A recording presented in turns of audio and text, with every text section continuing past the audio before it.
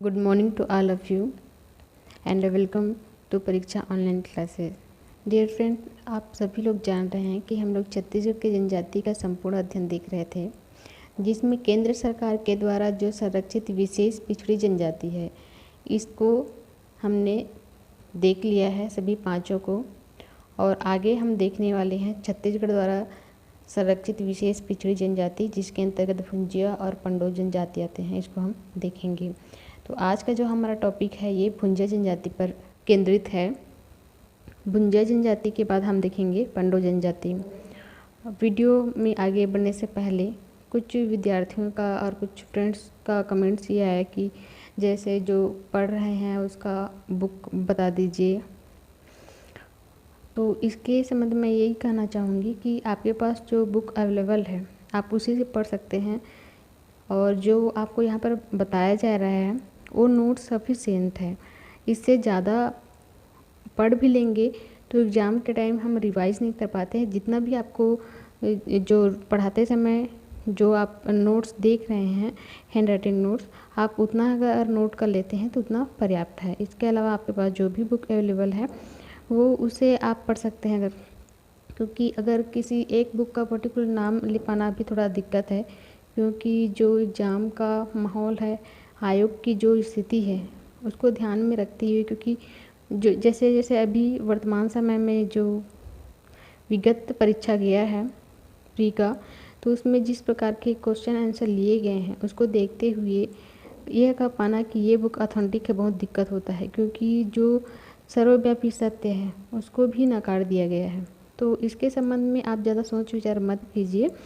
यहाँ पर जो भी आपको बताया जा रहा है बाकायदा ऑथेंटिक सोर्स से लिया गया है, और सभी जो ऑथेंटिक सोर्स हैं वहाँ से जो महत्वपूर्ण फैक्ट हैं उनको ले करके आपको यहाँ पर पढ़ाया जा रहा है। ऐसा नहीं है कि कुछ भी आपको बताया जा रहा है। तो इसके लिए आप निश्चिंत रहें, और आप जितना क्लास में बताया जा रहा है, जो वीडियो के माध्यम से आपको दिया जा रहा है, अगर उतना भी आप पढ़ लेते हैं तो उतना पर्याप्त है।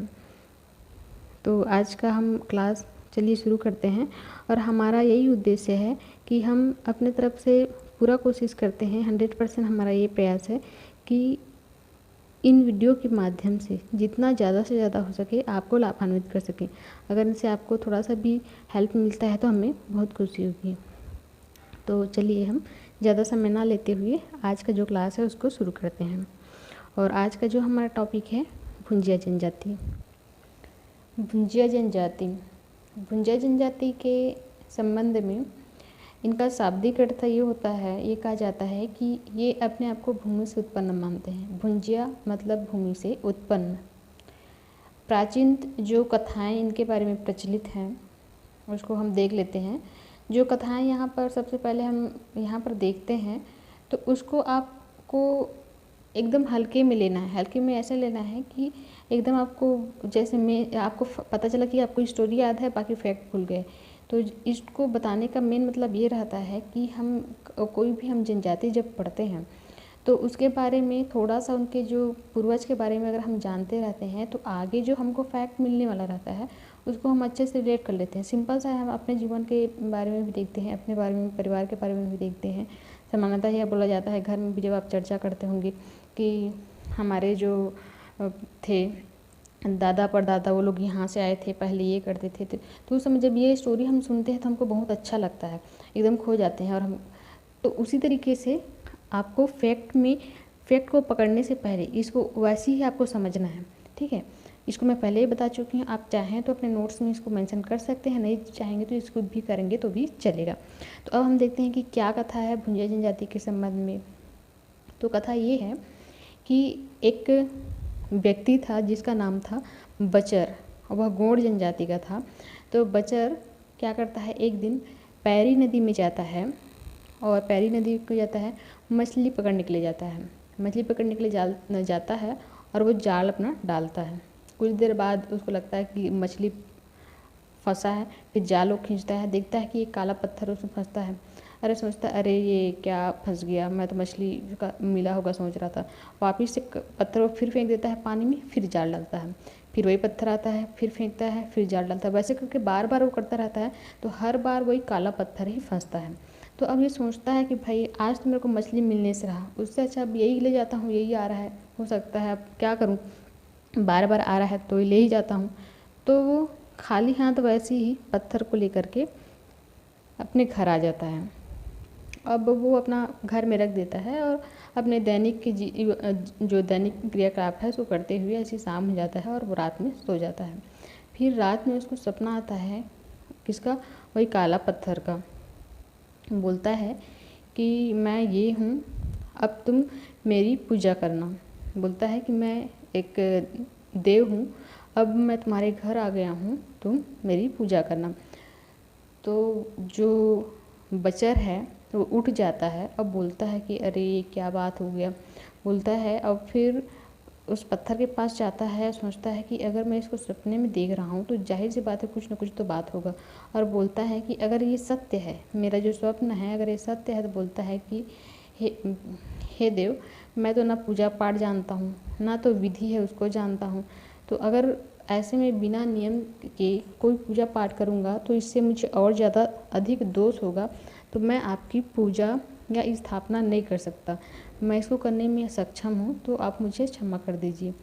तो फिर दूसरे दिन उसको सपना आता है कि ठीक है, कोई बात नहीं, अगर तुम पूजा का नियम धर्म विधि नहीं जानते हो, तुम ऐसे व्यक्ति की खोज करो जो पूजा पाठ जानता हो, जो नियमावली जानता हो, और उसके साथ तुम अपनी बेटी का ब्याह करा दो। तो अब वो भी वैसे ही करता है, एक व्यक्ति ऐसा खोजता है जो पूजा पाठ जानता है, और उस व्यक्ति है, व्यक्ति का नाम होता है कोंदा। कोंदा, उस व्यक्ति का नाम रहता है कोंदा, मतलब वो सुन नहीं सकता और बोल भी नहीं सकता। तो सामान्य भाषा में भी सामान्य लोग ऐसे व्यक्ति को जो बोल नहीं सकता, सुन नहीं सकता, उसको कोंदा ही बोला जाता है। कोंदा रहता है और वो क्या है, हलवा जनजाति का रहता है। उसके साथ वो अपनी बेटी का ब्याह करा देता है। तो इस तरीके से उनका ब्याह हो जाता है। और आगे चल के इसी दोनों दंपति से जो हलवा था, जो आपका पुरुष था हलवा कोंदा, हलवा जनजाति का था, और जो स्त्री क्या थी, बजर की पुत्री गोंड थी। तो इन्हीं के सम्मिश्रण से आगे जाके चौखुटिया भुंजिया उनकी उत्पत्ति होती है। चौखुटिया भुंजिया, तो इस तरीके से हमने देखा कि भुंजिया जनजाति की एक शाखा चौखुटिया भुंजिया की उत्पत्ति हलवा पुरुष और महिला गोंड या स्त्री से उत्पत्ति होती है। उसके बाद एक अंग्रेज विद्वान हुए रिजले का मत ये था कि जो बिंझवार जनजाति है, बिंझवार और गोंड, उन जनजातियों के मिश्रण से चिंदा भुंजिया की उत्पत्ति हुई, ये इनका मत था। ठीक है, तो यहाँ पर हमने देखा भुंजिया जनजाति की दो उपशाखा, चौखुटिया भुंजिया और चिंदा भुंजिया। ये इनके बारे में एक प्राचीन दंतकथा है, ऐसे समाज में प्रचलित है कि इनकी उत्पत्ति कैसे हुई। हमने देख लिया एक कथा। अब हम आगे आते हैं कि इनका संकेंद्रण कहाँ पर है। तो गरियाबंद में इनका मेन संकेंद्रण है। आपके छत्तीसगढ़ का जो गरियाबंद क्षेत्र है वहाँ पर इनका भुंजिया जनजाति का संकेंद्रण भी है, और छत्तीसगढ़ द्वारा ये संरक्षित जनजाति ही विशेष पिछड़ी जनजाति के अंतर्गत आता है। 2011 की जनगणना के हिसाब से इनकी जनसंख्या देखें तो 10,603 इनकी कुल अभी जनसंख्या है। जीवन शैली में अगर आते हैं तो जीवन शैली को समझने के लिए पहले हम देखते हैं कि जो भुंजिया जनजाति है, जब हम कथा भी देख रहे थे तो हमने देखा कि भुंजिया जनजाति की दो उपशाखा है। एक क्या है, चौखुटिया भुंजिया, दूसरा है चिंदा या छिंदा भुंजिया। चौखुटिया भुंजिया, चिंदा या फिर छिंदा भुंजिया, उसी को वो अलग अलग बुक में कई जगह चिंदा दिखाया है, कई जगह छिंदा दिखाया है, लिखा हुआ है, दोनों एक ही हैं। जो चौखुटिया भुंजिया है वो हलवा पुरुष और गोंड स्त्री से इनकी उत्पत्ति हुई, और जो छिंदा भुंजिया है उनकी उत्पत्ति मतलब ये इनके जो वंशज वो बैगा के वंशज हैं। तो हमने पहले अब देखा कि आपके जो चिंदा भुंजिया है, यहाँ पर जो ये दिया है बिंझवार और गोंड जनजाति, ये किनका मत था, ये रिजले का मत था कि जो चिंदा भुंजिया है इनकी उत्पत्ति किनसे हुई होगी, बिंझवार और गोंड का। लेकिन जो सर्व मान्यता ये है कि इनकी जो उत्पत्ति किससे हुई है, एक किसको अपना वंशज मानते हैं, जो चिंदा भुंजिया है उनका, ये आपका है बैगा के वंशज। तो अगर यहाँ से इस टाइप का तो क्वेश्चन नहीं बना है कि इतना डीपली जाके मेंस में आंसर राइटिंग करना है, तो आप चाहें तो इस फैक्ट को दे सकते हैं कि इनकी उत्पत्ति किस प्रकार से हुई, चाहे तो भी स्किप कर सकते हैं। वो क्वेश्चन के ऊपर निर्भर करता है कि आपका क्वेश्चन वहाँ पर किस प्रकार का आया है। अब आगे बढ़ते हैं। जो भुंजिया जनजाति है, अगर उनका संकेंद्रण हम देखें तो है कहाँ पे, ये गरियाबंद क्षेत्र है। अगर हम देखें तो इस तरीके से यहाँ पर आपका गरियाबंद है, तो गरियाबंद की इधर आसपास देखेंगे तो जितनी भी जनजाति हैं सभी गौड़ जनजाति हैं। तो संकेंद्रण के चारों तरफ गौड़ जनजाति की होने के बावजूद भी, चारों ओर से गौड़ जनजाति से घिरे होने के बावजूद भी इनकी जो भाषा है, बोली है, वो गोड़ी नहीं है। ये गोड़ी बोली नहीं बोलते हैं। तो बोलते कौन सा है, ये हल्बी भाषा बोलते हैं। साथ ही जो इनका बोली रहता है उसमें उड़िया, मराठी, छत्तीसगढ़ी का मिश्रण रहता है। तो यहाँ पर ये क्वेश्चन बहुत महत्वपूर्ण बन सकता है कि क्योंकि यहाँ पर थोड़ा सा जो विरोधाभास टाइप लग रहा है कि भाई चारों तरफ गोड़ी लोग हैं तो गोड़ी भाषा इनको आना चाहिए, और हम लोग भी ऐसे मान के चलते हैं, परंतु ये गोड़ी बोली नहीं बनते हैं। इनकी भाषा क्या है, हल्बी भाषा है। ठीक है। अब उसके बाद इसमें आते हैं जो महत्वपूर्ण तथ्य है, इसको हम देखते हैं कि, और कई बार एग्जाम का पार्ट बना है कि जो भुंजिया जनजाति है उनके रसोई को क्या कहा जाता है। तो इनके रसोई को कहा जाता है लाल बंगला। लाल बंगला क्यों कहते हैं, क्योंकि इनके घर में जो भी पुताई किया जाता है तो उसमें बाकी की जगह का तो छोड़ दें, लेकिन स्पेशली जो रसोई है उसको लाल कलर से ये पोतते हैं और यहाँ पर अपने देवता की स्थापना करते हैं। और इस घर के हिस्से में केवल घर के लोग ही प्रवेश कर सकते हैं, उसी की अनुमति होती है, कोई दूसरा इसमें प्रवेश नहीं कर सकता। तो रसोई घर को कहा जाता है लाल बंगला। ठीक है। अब इसको थोड़ा आप रिलेट कर सकते हैं कैसे, जो भुंजिया है, कोई भी चीज़ हम बनाते हैं, भूंजते हैं, सब्जी बनाते हैं मान लीजिए, तो भूंजते हैं तो उसका कलर कैसे होते जाता है, लाल होते जाता है। तो लाल होते जाता है मतलब सब्जी लाल हो गया। और ये सब काम हम कहाँ पे करते हैं, रसोई में करते हैं। तो जाहिर सी बात है सब्जी का कलर से चमक के, उसकी जो चमक है वो उसके दीवारों में उसकी परछाई पड़ने लगती है, तो वो भी कैसा दिखता है, लाल कलर का दिखता है। आप ऐसा चाहें तो याद कर सकते हैं। कई बार क्या होता है जब हम जो कोरिलेट करते हैं तो बहुत उटपटांग टाइप का लगता है, हो सकता है कई लोगों को बहुत उटपटांग लगता है कि किस टाइप का इसको बोल रहे हैं, लेकिन अगर आपको लंबे समय तक याद रखना है, टॉपिक को समझना है, तो इस टाइप का थोड़ा सा बेतुका कई बार तुक बनाना पड़ता है ताकि हम उसको लंबे समय तक याद रख सकें। नहीं तो आप ऐसे ही पढ़ के, आप जो पहले से तैयारी करते आ रहे हैं वो लोग इस चीज़ को जानते हैं। आप एक जनजाति पढ़ेंगे, पूरा फैक्ट आपको याद रहेगा, 2-3 तक आप याद रखेंगे, आगे बढ़ते जाएंगे सारा चीज़ मिक्स हो जाता है, किसमें क्या है कुछ समझ नहीं आता है। तो आप जब तक कुछ कनेक्शन बना के याद नहीं करेंगे, याद होने वाला नहीं है। हमने देखा रसोई को। उसके बाद देखेंगे जब इनको किसी प्रकार का तकलीफ़ होता है तो इसका इलाज कैसे करते हैं।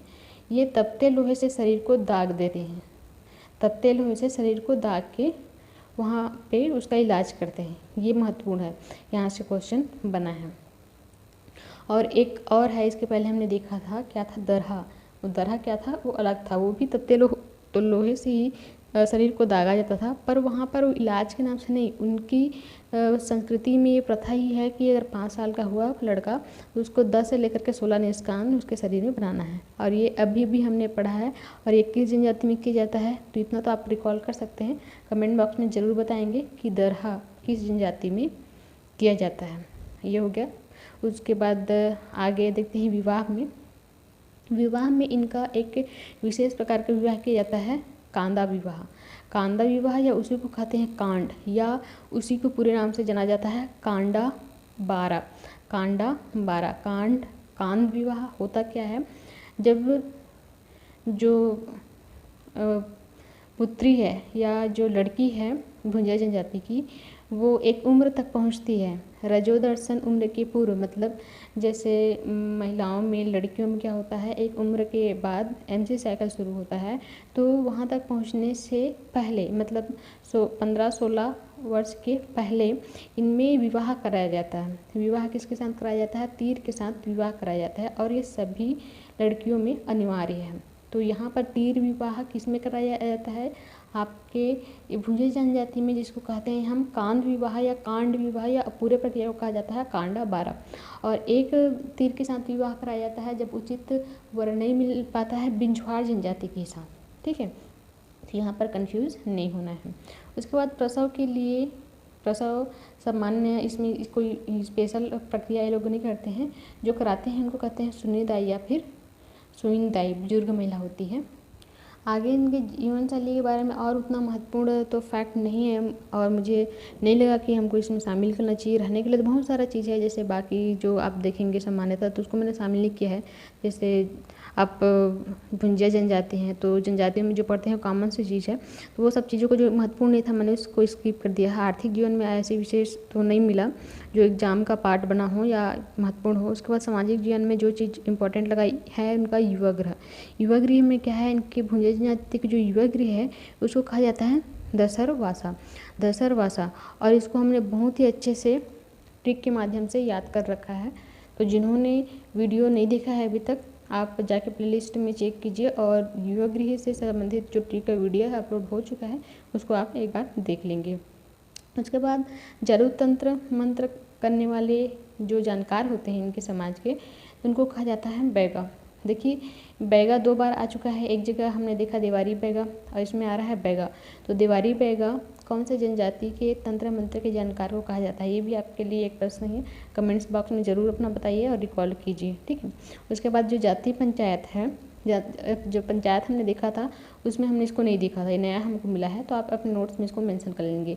जो जाति पंचायत है तो पंचायत की जो मुखिया है, प्रमुख सदस्य कौन कौन होते हैं, एक तो होता है पुजेरी, दूसरा होता है पाथी और तीसरा होता है दीवान। जाति पंचायत इनमें भी पाया जाता है भुंजिया जनजाति में, पुजेरी, पाथी और दीवान। उसके बाद नृत्य और लोक नृत्य में सामान्य है जो बाकी जनजाति भी करते हैं, तो स्पेशली कुछ नहीं मिला।